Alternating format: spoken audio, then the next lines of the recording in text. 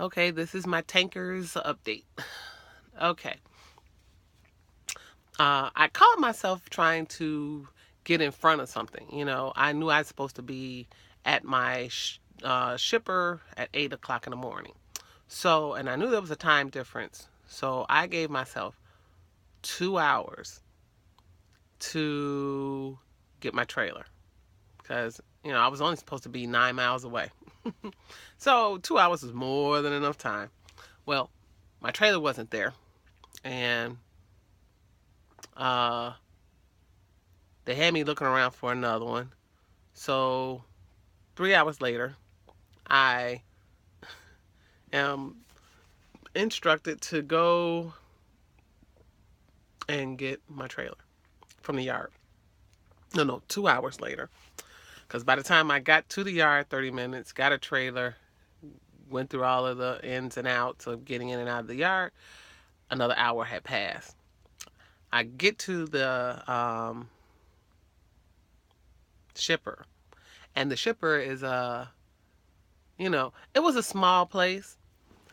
Well, not small, but small for FedEx. And yeah. They hit the rookie thing on me again. Um I found another employee there. So I asked him how to get in, and he told me how to get in, and I got there. And he checks my paperwork, and he gives me paperwork, but he didn't tell me that I was done. He told me to drop my trailer, my empty off on one side, and go to the other side, find my trailer, and show the paperwork to the guy in the right lot. There was nobody in the right lot. So I'm sitting and I'm waiting and I'm sitting and I'm waiting another hour. So I go back to him and I'm like, what guy is there? I don't see no guy. I'm trying to make sure I was in the right yard. And he's like, oh no, you're done. You got your trailer? I was like, yeah. He said, well, no, you're good to go. So then what guy am I looking for in the right lot? That guy was you. Oh my God, I was so upset. Why would he do that? And so I'm like, okay. I think it was a game because it was one of those things where I had to go straight to the next destination, and it's a time frame. And I think they set me up like that. They set me up to be late because that they shaved another hour that I could have used to get there. And I'll tell you why in a minute. Anyway, I go and I tail ass all the way out there. Now, where I'm going is in Maryland. Never been there. Never drove that way ever in my life. I'm from the Midwest, so I'm used to just flatlands, a couple of little dips and trips here, but that's about it. So when I started doing this, I was like, oh, okay, cool. Me and the truck, we fine. We going. But like 90 of these in, I started getting some feedback from the truck. The truck was like, it was stressing because I was carrying almost like 40,000 pounds. So, uh, nah, it was, we were just having issues and problems. And, lessons that I learned in this day is, one, if you're doing a high priority, always go with a full tank of gas, no matter what they tell you. My fleet manager sent me a thing saying that no fuel was needed because I was only supposed to be going 318 miles. And I ended up running out of gas because the trip was 522 miles. So they were way off. Way, way, way the fuck off. And they ended up, I ran out of gas. I ran out of time. So they had to call a gas man to come and give me gas. By the time the gas man got there, I ran out of time. Then they had to call the tow truck to come and get me. I was only like 36 miles away. And by the time all of that, I worked like, that was a 15 hour day. Yep, 15-hour day. Because I sat for 5 hours. I drove 10 and I sat for 5 hours. Sat for 5 hours. Just pissed off. Pissed off on a curb, on a corner, downhill, Because I refused to go down another hill when I looked. Because, I mean, I even begged the daggone fuel person when I was at the Loves. I said, can you guys send me fuel? I said, I'm on a high priority. I got to get there. I was like, I've been trying to contact this fleet manager for about an hour and a half, but every time I called, it kept saying, you're number 27, you're number 23, you're number 17. And then it would hang up. So, um, she said that she couldn't authorize fuel. She said she couldn't authorize fuel because I was high priority and I'm not supposed to get fuel I'm not supposed to get fuel because I'm on a high priority, which I think is stupid, because if I had gotten the fuel, I might have got there on time. But she told me just to keep running because she said, how many miles you had left to go?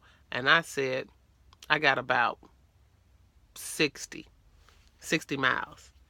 And she said, well, I've heard people say that when the light come on and they're on E, you got about a good 100 miles left.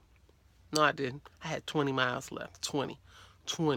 That was it. 20. I went up that hill. I watched that line go from the top of the E to the bottom of the E. When it went down, it went back up to the top of the E. And I was like, ooh, yeah, you are way in the empty. And in about 20 miles in, it didn't go back up to the top of the E anymore. It stayed on the bottom of the E. And I was just like, So I saw I had like 9 miles before I got to some rest stop. And that's where I sat. I squeezed my butt into this little bitty tiny rest stop that only houses 2 trucks. And I sat there and waited for the cavalry. 5 hours later is when the cavalry came. And it was just a mess. So I had more than enough time. 5 o'clock in the morning to 8 o'clock at night, I had more than enough time to get there. More than enough time. And I just can't believe that I ended up bringing them their stuff at freaking 2 o'clock in the morning. 2 o'clock in the morning. 2 o'clock in the freaking morning. What kind of crap is that? I don't like that. That ain't me. You know, I plan and strategize. You know, what I didn't do, what I need to do, because like I said, I'm only like 3 days in. I had my Rad McNally, and my Rad McNally kept telling me to take the tollways. But when you're on the high HVLs, you're supposed to go by the route that they send you on. And the route that they sent me on was sending me through towns.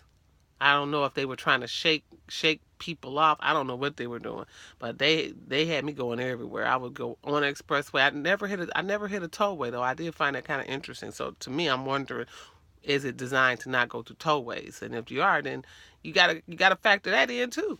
You know. So I don't know. When they asked the remarks, you know, why were you late?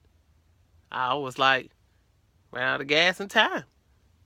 318 is what you all said with miles. I'm on 500 miles. Ran out of time and gas. So, hey. But, yeah. I don't know. I'm wondering what will happen. Are they still going to pay you for that? Or if it was late? I don't know. I don't know how this works. You know, this is going to be my learning lessons. I'm just getting ready to figure this out. But, the tow truck people, they were pretty decent. They were pretty cool. Except, you know, they chew tobacco. And I had to get him one, and he was just, you know, chewing on his tobacco. And I was just like, you know, because I've never physically seen anybody who chewed tobacco. All I know is cigarette smokers, you know, weed smokers. That's it. But I never seen nobody chew tobacco in my life.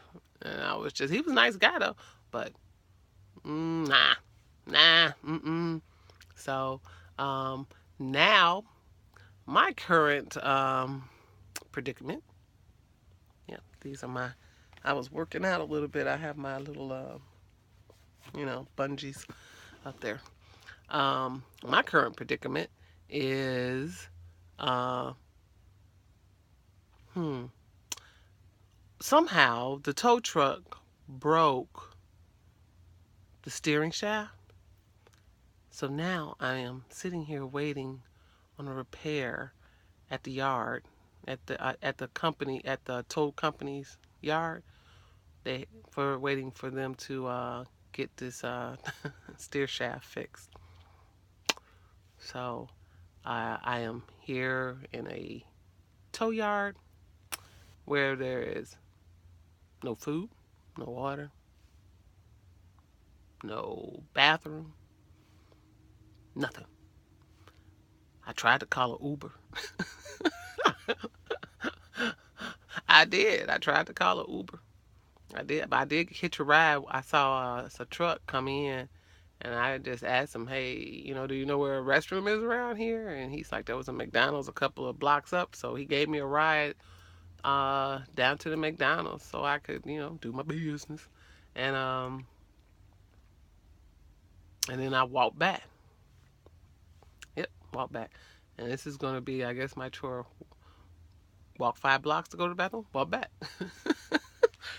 This is crazy, but I knew it was all part of I knew it was all part of the this lifestyle. I know you're gonna have to learn to do without a lot of things and change the way you go through. So this is for those new truckers, especially us females. This is what you're gonna have to deal with. You're gonna have to get creative and inventive, and make sure you have some Uber money, because I swear Uber's saving my life. It did. I Uber every time I got into a predicament.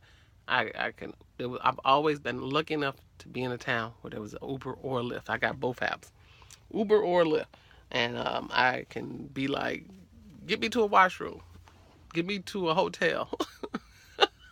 I will in a minute, because first and foremost, I'm a girl, so if I have needs, I got needs, and sometimes my needs is going to have to trump their wants, and that's just how I am. I knew I was going to be like that, so I wasn't really worried about it, because I heard the horror stories. Even the person who had this truck was filthy and nasty. Left. I don't even want to go back there again. I just don't want to go back there. I had to take all that back out of my mind.